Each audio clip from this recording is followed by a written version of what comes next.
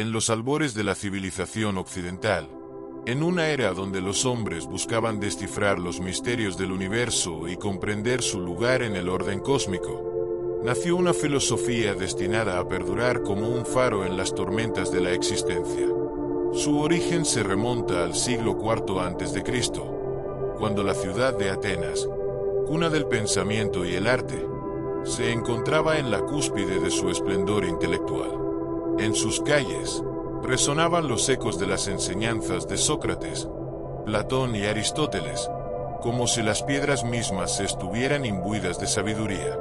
Fue en este vibrante escenario donde un extranjero llamado Zenón de Citio llegó, guiado por el destino. Zenón era un comerciante fenicio, un hombre del mar y de las rutas mercantiles, cuya vida había sido marcada por el cambio constante.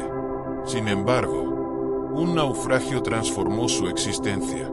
Sus bienes, que alguna vez parecieron ser la medida de su éxito, desaparecieron en las profundidades del mar.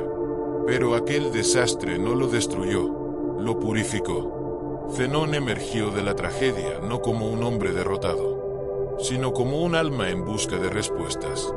En Atenas, el destino lo condujo a una librería donde encontró los escritos de Sócrates, un hombre que, siglos atrás, había desafiado a su sociedad a examinarse a sí misma. Cada palabra era un destello de luz en la oscuridad de su incertidumbre, un llamado a una vida de reflexión y virtud. Así comenzó el viaje de Zenón hacia la sabiduría.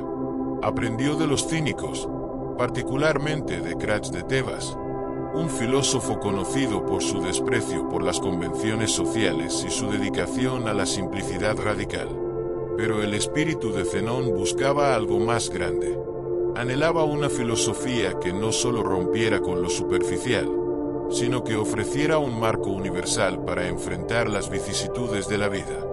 Bajo las columnas pintadas del Stoa Poikile, un pórtico adornado con escenas épicas de batallas y héroes, Zenón fundó su escuela y comenzó a transmitir su visión. El estoicismo nació como un canto a la razón, a la virtud y a la naturaleza.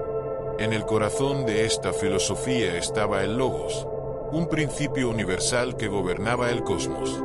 Para los estoicos, el universo no era un caos desordenado, sino un todo coherente, regido por la razón divina. La tarea del ser humano era vivir en armonía con este orden, aceptando lo que no podía cambiar y actuando con virtud en todo lo que estuviera en su poder. Para los estoicos, la virtud era el único bien verdadero, un tesoro interior que ningún infortunio podía arrebatar. Riqueza, fama, poder e incluso la salud eran meros accesorios, indiferentes en el gran esquema de la existencia. Lo que importaba era cómo enfrentábamos la vida, con sabiduría, justicia, fortaleza y templanza como nuestras guías. Tras la muerte de Zenón, su legado fue continuado por discípulos como Cleantes y Crisipo. Este último, un genio lógico y escritor prolífico, estableció las bases del estoicismo como un sistema filosófico completo. Sus enseñanzas cruzaron el Egeo y encontraron un terreno fértil en Roma, una civilización donde el deber, la disciplina y el sacrificio personal eran valores centrales. En Roma, el estoicismo se transformó de una filosofía académica a una forma de vida. Se convirtió en el refugio de emperadores, esclavos, generales y ciudadanos comunes que buscaban fortaleza en un mundo impredecible. Entre sus exponentes más destacados estuvo Séneca, un brillante estadista y escritor que, a pesar de las intrigas de la corte imperial, dejó un legado de cartas y ensayos que todavía resuenan.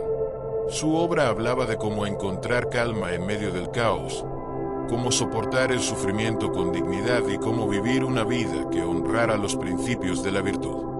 Luego vino Epicteto, un esclavo que, a pesar de sus cadenas, encontró la libertad absoluta en su mente. Sus enseñanzas, recopiladas por sus discípulos, proclamaban que nada externo podía esclavizarnos si manteníamos el control sobre nuestras percepciones y deseos. Finalmente, el emperador Marco Aurelio, el hombre más poderoso del mundo en su tiempo, escribió sus meditaciones, un testimonio íntimo de su lucha por ser justo, sabio y fuerte, incluso mientras gobernaba un imperio lleno de desafíos. El estoicismo no solo ofreció guía en tiempos de paz, brilló con más fuerza durante las épocas de turbulencia. Cuando Roma comenzó a tambalearse bajo el peso de su decadencia, el estoicismo se convirtió en un refugio interior para aquellos que se enfrentaban a la incertidumbre. Les recordó que, aunque el mundo externo podía desmoronarse, el alma del ser humano permanecía inviolable si se mantenía fiel a la virtud. Con los siglos, el estoicismo se integró en el tejido de la civilización occidental. Inspiró a los renacentistas a redescubrir la dignidad humana, a los ilustrados a abogar por la razón y la justicia, y a los pensadores modernos a buscar formas prácticas de enfrentar el estrés y la ansiedad de la vida contemporánea. En un mundo que a menudo parece desgarrado por la confusión y el desorden, el estoicismo continúa siendo una antorcha, iluminando el camino hacia una vida plena. Hoy, su mensaje resuena como una llamada atemporal. No podemos controlar las olas del destino, pero podemos elegir cómo navegarlas.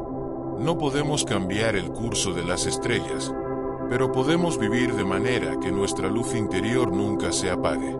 El estoicismo nos invita a encontrar la grandeza no en dominar el mundo, sino en conquistarnos a nosotros mismos. Su legado perdura, como un río eterno, fluido y poderoso, guiando a la humanidad hacia la virtud, la razón y la paz.